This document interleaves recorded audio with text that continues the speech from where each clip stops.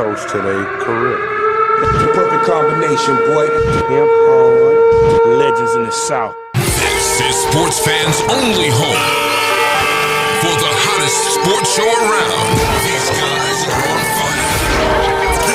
You're now listening to KJ and Sean Mack. Damn sports.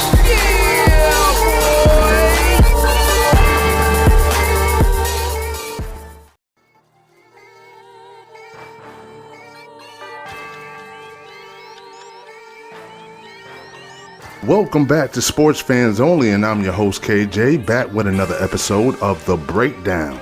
Now, I've had multiple names for the show. In the show's short existence, I think it's about my third name, but I finally made my mind up, and I think I'm going to go with The Breakdown with KJ. Has a nice little ring to it. I think I'm going to keep that. So be on the lookout for my solo segment once a week, along with the Mothership Show once a week, which is Sports Fans Only with Sean Mack and myself. Then you have This Day in Sports, which is Sean Mack's baby, and I must say, Sean Mack is actually getting a lot of traction on the internet and on YouTube. I'm loving the job you're doing, baby boy, so keep doing that. I'm really loving that. I'm a sports junkie, so seeing sports history on This Day in Sports, it's like a coffee drinker having their coffee in the morning. Just starts my day off right. Love it. Gotta have. Last but not least, we have Boxing with C. Anthony, where he gives you all the up-to-date boxing news, rumors, and fight analysis. So you guys go check that out. We have at least 4 videos a week, so always have something for you guys. Also, before we move forward, make sure you hit that like and subscribe button. In fact, don't just hit it. Smash it, kick it, drop kick it. All that good stuff. The like and subscribe button. Also, if you like the Sports Fans Only apparel and the Painting Cat apparel, go to www.sportsfansonlyshow.com. And in a few weeks, we'll have a new website, which is going to be on Shopify.com. Totally different. This is like a real website. This website we have now, it's a real website, but it's more for our sports, like our podcasts and our sports news. And at the bottom, we have like a virtual store. But this other website is going to be just a straight up, like a retail clothing store. So check that out. We hope to have that up. Not hope, we will have it up July 1st. We wanted to do it June 1st, but we pushed it back to July 1st. And we wanted to have it ready for July 4th that weekend. So that is the plan. And we will stick to that. Anyway, so now that we've gotten through our introductions, let's get into the elephant in the room, shall we? Is Cam Newton washed up? In all honesty, the question and the notion that this man is washed up without taking into account all the circumstances from last year is just absolutely insane to me. So we're just going to jump into it.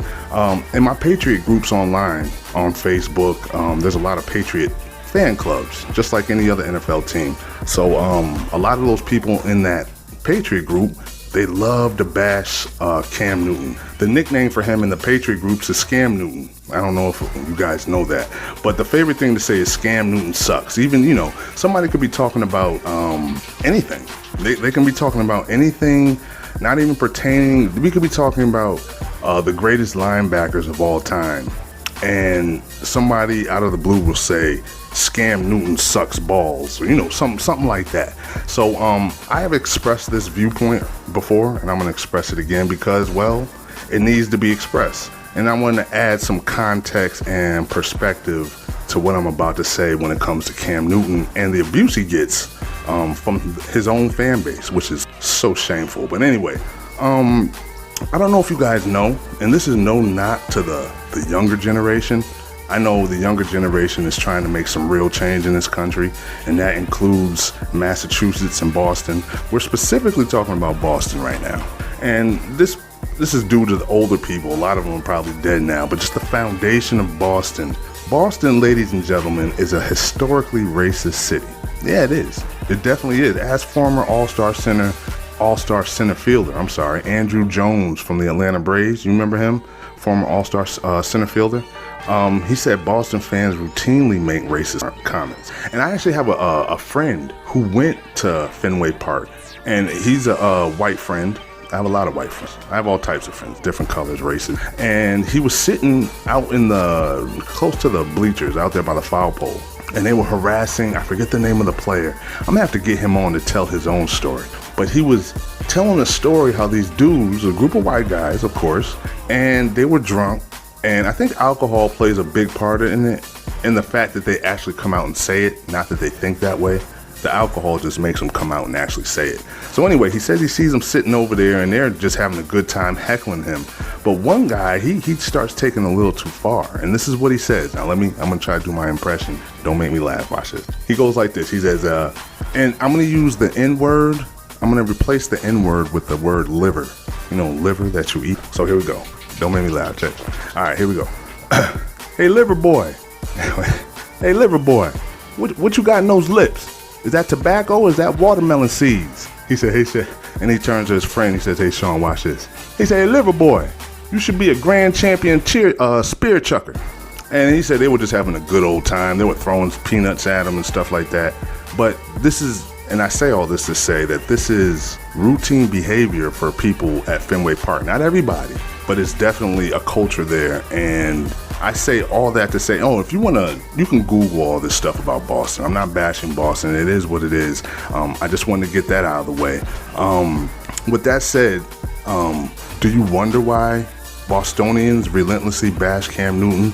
I mean, it's for various reasons, but it always comes back to attacking his character, the way he looks, the way he, the way he talks, the way he, just everything. They can say any and everything and don't, not for 1 second, take into account all the circumstances. They don't look at the COVID-19. They don't look at not having Julian Edelman after the third game, or the horrible offensive line, or how all the best defensive players departed on free agency, and the other ones who didn't depart, a few of them opted out.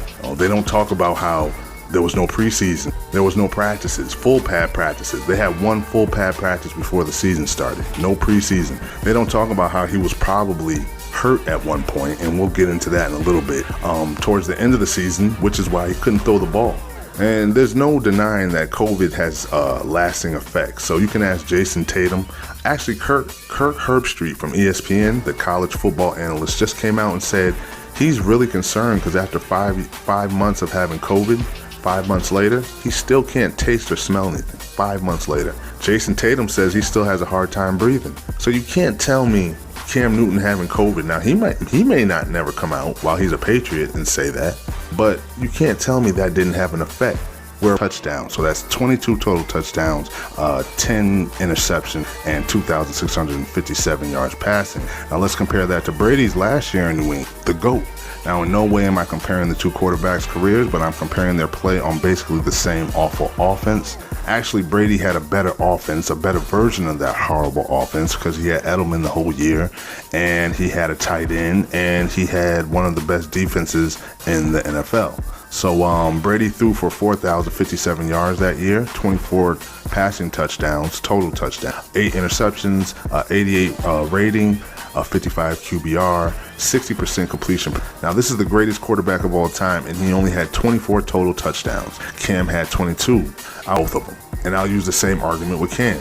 Does it look pretty? No. But does he get the ball in the end zone? Yes, especially when we're talking about that 1 year. I'm not talking about no other years. I'm talking about both those quarterbacks being on a horrible offense. That's all I'm talking about.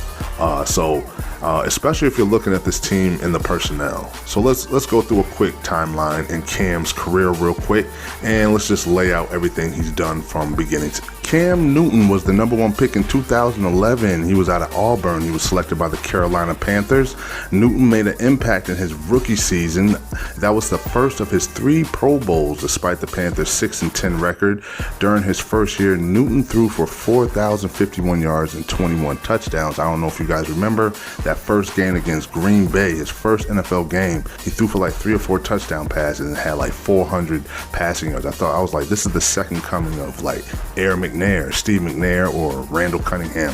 I thought the future was bright for this kid. In 2013, Newton had his first winning season with the Panthers, going 12-4, making his second Pro Bowl. He tossed 24 touchdown passes and showed his durability by starting all 16 games for the 3rd straight season. That would catch up with them. You're seeing the after effects of all that Iron Man mentality. His best year came 2 years later. Everybody knows 2015 was his MVP season. Newton and the Panthers finished the regular season with a 15-1 mark. Newton threw a career-high 35 touchdown passes and racked up 3,837 passing yards in the regular season. The Panthers went on to defeat the Seattle Seahawks and Carolina to earn a berth to the Super Bowl. The Denver Broncos ended Carolina's magical season. They put a whooping on. 24-10 doesn't really paint the picture of how much they were dominated. Specifically, Cam Newton was dominated in that. So on to Cam Newton's debut in New England. He rushed for 2 touchdowns and completed 80% of his passes in a 21-11 victory over Miami in Week 1. He followed that up by throwing 397 yards and a touchdown while rushing for 2 more scores in a 35-31 loss where they lost it on the 1-yard line. How they didn't get that in is not me, but they had a comeback victory over the Jets, over the winless Jets. And let's see here, they had 4 or 5 games. They won 4 or 5 games to climb back to 6-6 before getting thumped by the Los Angeles Rams. From that point on, they went on, always had those long strides, and he could always get to where he wanted to go. So we have to see if he can come back from those injuries. I don't want to just write him off after that one season that basically had every roadblock you can imagine when it comes to a starter starting on a new team. Between the pandemic, no practices, getting sick, losing your receivers, no offensive line, it was just a recipe for disaster. So all indications say that Mac Jones is already pressuring him for that starting position that Bill Belichick already said he had. So we will have to see if Cam Newton, now they say he's playing real great right now, but it's easy to look good on 7-on-7 or 11-on-11. It's different when it's live and you have defenders trying to earn a paycheck. We'll have to see what happens. I think Mac Jones might have a little leg up just because he played under Nick Saban, so he knows what to expect to a certain degree from the New England Patriots offense and just the demands that the coach has and how you have to learn. You have to learn real fast in order to be successful in the system. Cam didn't get that chance. He's getting it now, so we shall see what happens. As a Patriot fan, I just want to see my Patriots. If I had it my way, Brady would still be here, but he's not. Cam and it's Mac Jones right now. So, and like I said, by all accounts, Mac Jones is light years ahead of any quarterback in Josh McDaniels' system, which the coach even stated he's light years ahead of any other quarterback he's had as far as picking it up fast and implementing it on the football field. So we'll see if Cam keeps his starting position. But, being that starter last year, I don't think that's a true indication of his talent. And I'm really, really hoping that he can pull that together. Anyway, this has been another production of Sports Fans Only and a first edition of The Breakdown with KJ. Don't forget to hit that like and subscribe button, and I'll talk to you guys soon. Take care and see you next time. I'm gone. Peace.